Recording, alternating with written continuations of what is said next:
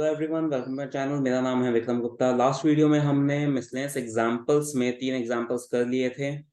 Example 22 और 24 बाकी है, वो हम आज के इस वीडियो में करेंगे। लास्ट वीडियो आपने नहीं देखा है तो उसका लिंक आपको नीचे डिस्क्रिप्शन में मिल जाएगा, और इस चैप्टर के सारे वीडियोस की प्लेलिस्ट का लिंक भी नीचे डिस्क्रिप्शन में मिल जाएगा। वहां से आप सारे वीडियोस देख सकते हैं। अगर आपने चैनल को सब्सक्राइब नहीं किया तो प्लीज सब्सक्राइब कर दें। तो चलिए स्टार्ट करते हैं आज का वीडियो।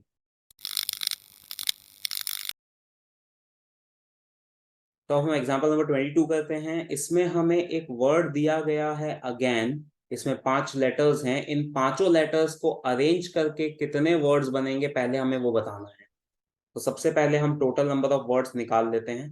तो 5 लेटर्स हैं, 5 लेटर का वर्ड बनाना है। तो 5 प्लेसेस पे अरेंज करने के वेज 5 फैक्टोरियल होंगे। और इसमें ए 2 बार आ रहा है, मतलब 2 फैक्टोरियल से डिवाइड करेंगे तो ये आएगा 60। तो टोटल 60 वर्ड्स बन सकते हैं इन पांचों लेटर्स को यूज करके। अब हमें क्वेश्चन में आगे एक और चीज हमें ये पूछी है कि इन सभी वर्ड्स को, ये जो 60 वर्ड्स आए हैं, इन सबको अगर हम एक डिक्शनरी में लिस्ट करते हैं, एक डिक्शनरी में ये सारे वर्ड्स 60 वर्ड्स को एक डिक्शनरी में लिखते हैं, तो इन 60 वर्ड्स में से 50th पोजीशन पे भी कोई ना कोई वर्ड होगा। अगर ये सारे वर्ड्स को डिक्शनरी में लिखेंगे तो 50th पोजीशन पे कोई ना कोई वर्ड आएगा। वो कौन सा वर्ड होगा हमें निकालना है। डिक्शनरी में जब कोई भी वर्ड्स लिखे जाते हैं तो वो अल्फाबेटिकल ऑर्डर में लिखा जाते हैं, ये तो पता ही है सभी को। डिक्शनरी अल्फाबेटिकल ऑर्डर में होती है। तो मतलब ये जो 60 वर्ड्स बनेंगे, इनको भी हम अल्फाबेटिकल ऑर्डर में डिक्शनरी में लिस्ट करेंगे। तो अल्फाबेटिकल ऑर्डर में लिखने पर 50th पोजीशन पे कोई एक पर्टिकुलर वर्ड आएगा, वो वर्ड हमें फाइंड करना है। तो ये जो डिक्शनरी वाला कॉन्सेप्ट है, ये इंपॉर्टेंट कॉन्सेप्ट होता है। तो इस कॉन्सेप्ट का ये एक ही क्वेश्चन है टेक्स्ट बुक में, तो ये ध्यान से देखें किस तरह से सॉल्व करना है। तो जब भी डिक्शनरी वाला क्वेश्चन आएगा तो सबसे पहले हम ये जो लेटर्स हैं इस वर्ड के अंदर, उसको अल्फाबेटिकल ऑर्डर में लिख लेंगे। तो वो ऐसा हो जाएगा AAGIN। ये अल्फाबेटिकल ऑर्डर में हमने लिख लिया। अब जब डिक्शनरी में हम लिस्ट करना स्टार्ट करेंगे तो सबसे पहला वर्ड जो होगा वो ए से स्टार्ट होगा। अल्फाबेटिकल ऑर्डर में जाना है तो सबसे पहला वर्ड ए से स्टार्ट होगा। और उसके बाद 4 लेटर्स, ए हमने फर्स्ट प्लेस पे रख दिया, ये वाला ए। तो ये जो बाकी के 4 लेटर्स हैं ये बाकी 4 प्लेसेस पे अरेंज हो जाएंगे। तो ये 4 लेटर्स को 4 प्लेसेस पे अरेंज करने के 4 फैक्टोरियल वेज होते हैं। तो टोटल 24 वर्ड्स बन सकते हैं ए से स्टार्ट होते हुए। ऐसे 24 वर्ड्स होंगे जो ए से स्टार्ट होंगे, जो इन 5 लेटर्स से बनेंगे, ऐसा मैं कह सकता हूं। तो इसका मतलब ए से स्टार्ट होने वाले वर्ड मतलब कुछ इस तरह से बनेंगे, जो ऐसा बनेगा, उसके बाद ऐसा बनेगा। इस तरह से ए से स्टार्ट होने वाले वर्ड्स जो होंगे, ऐसे 24 वर्ड्स बनेंगे और फिर खत्म हो जाएंगे। तो ए से बनने वाले वर्ड्स 24 पे आके एंड हो जाएंगे। मुझे 50th वर्ड फाइंड करना है, इसका मतलब मुझे इससे आगे बढ़ना है, 24 वर्ड्स के आगे बढ़ना है। मतलब जो वर्ड हमें फाइंड करना है वो ए से स्टार्ट नहीं होगा, ऐसा मैं कह सकता हूं। हमें जो वर्ड निकालना है वो ए से स्टार्ट नहीं होगा, क्योंकि ए से स्टार्ट होने वाले वर्ड्स 24 पे आके खत्म हो गए। तो अब हम आगे बढ़ेंगे। तो फर्स्ट प्लेस पे ए था तो 24 वर्ड्स बन रहे थे। अब उसके बाद फर्स्ट प्लेस पर जी आएगा।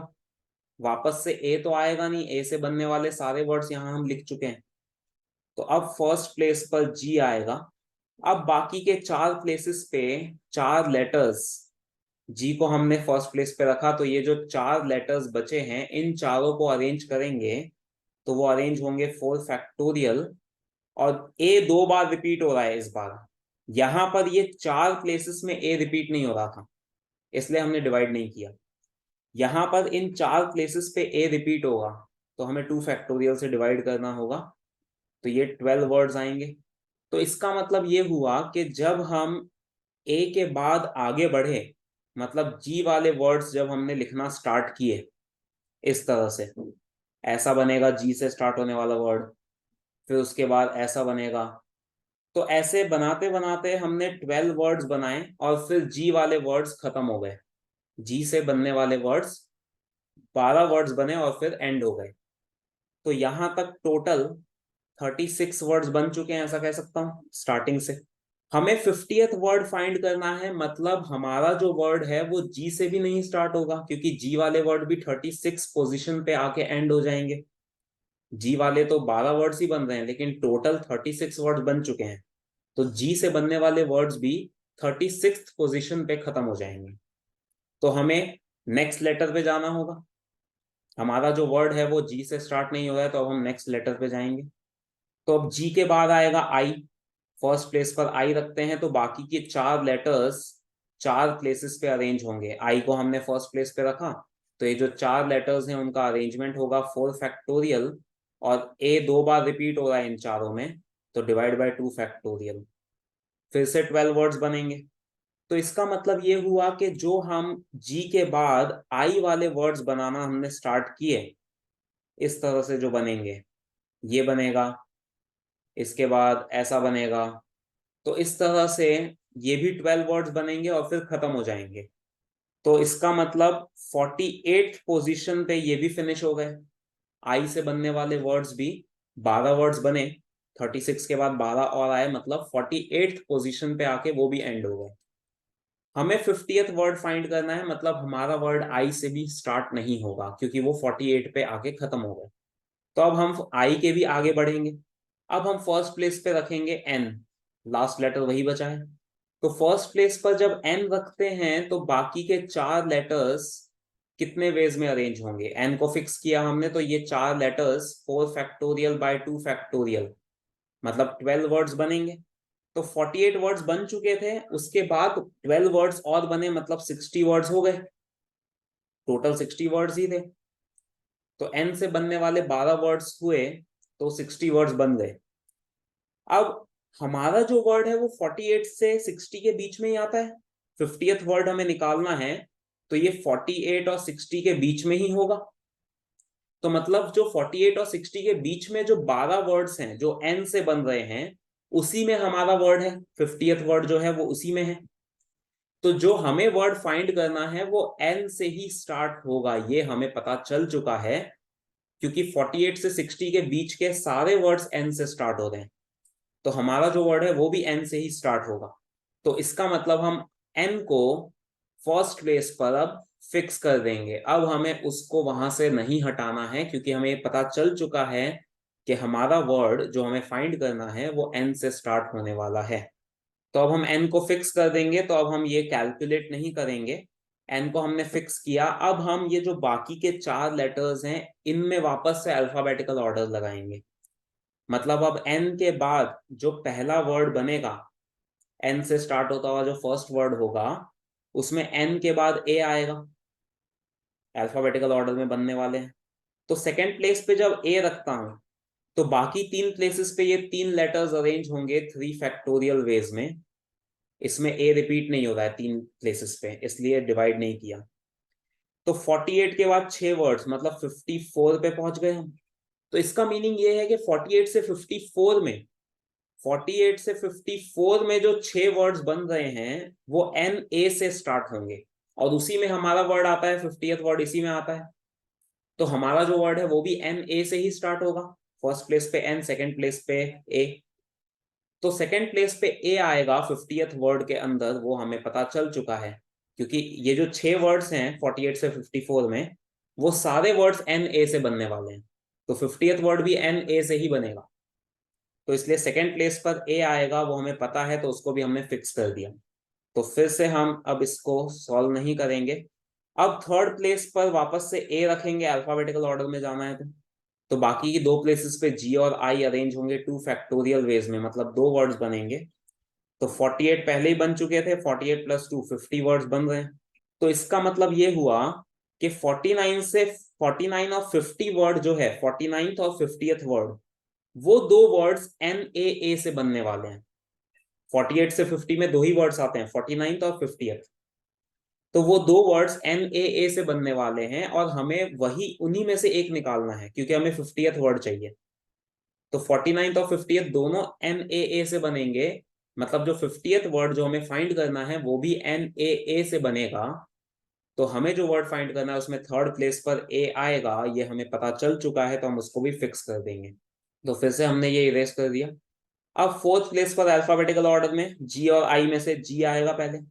जब फोर्थ प्लेस पर जी रखेंगे तो लास्ट प्लेस पर सिर्फ आई ही आ सकता है, मतलब सिर्फ 1 फैक्टोरियल, एक ही वर्ड बन सकता है। NAAG के बाद सिर्फ आई रख सकते हैं तो उससे एक ही वर्ड बनेगा। तो इससे हम 49th पोजीशन पे पहुंचेंगे। 48 वर्ड्स बन चुके थे पहले, एक वर्ड इससे बनेगा NAAGI से, तो वो 49th वर्ड पे हम पहुंच गए। लेकिन हमें 50th वर्ड ढूंढना है, मतलब हमें इसके बाद वाला वर्ड चाहिए। फोर्थ प्लेस पर जी रखने पर हमें 49th वर्ड मिला, हमें उसके बाद वाला वर्ड चाहिए, मतलब हमें फोर्थ प्लेस पर जी हटाना पड़ेगा, क्योंकि जी रखने पर तो हम 49 पे ही पहुंच रहे हैं।